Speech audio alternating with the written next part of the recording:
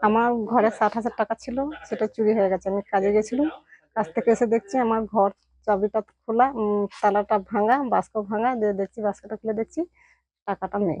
দিয়ে আমি খুব কান্নাকাটি করি, দিয়ে পার্টির কাছে জানাই। পার্টি আবার আমাকে বললো থানাতে ডায়েরি করেছে। আমি তার জন্য ডায়েরি করেছি, যাতে আমি টাকাটা পাই।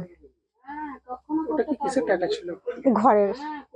মানে এই আবাসে যে টাকা দিয়েছি। হ্যাঁ, ওই ঘরে। এখন কি করবে টাকাটা? তাহলে আমি টাকা পেলে আমি ঘর করবো।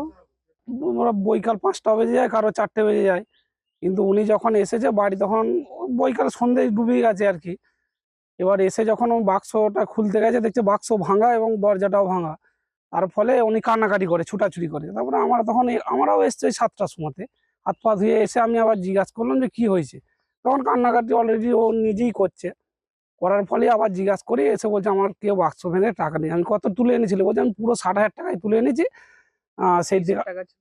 ওটা বাড়ির টাকা। এই যে মমতা বন্দ্যোপাধ্যায় যে ওই যে বাড়ির আবাস যোজনা যে বাড়িগুলো টাকাগুলো দিচ্ছে না, ওই টাকা তুলে এনেছিল।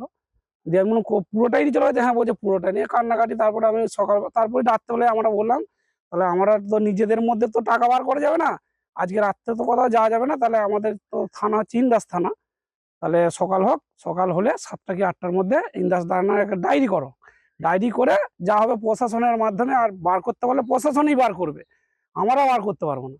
উনি সচরাচর কথাটা রাত্রেবেলা আলোচনা হওয়ার পরে উনি ইন্দাস থানায় যায়, যে ডায়েরি করে। তারপরে সঙ্গে সঙ্গে, আমরা তো থাকি না, আবার রুইতে চলে গেছিলাম, ধান রুইতে। তারপরে এসে শুনছি না পুলিশ গাড়ি এসছে। এইটুকু বাবু আমি জানি।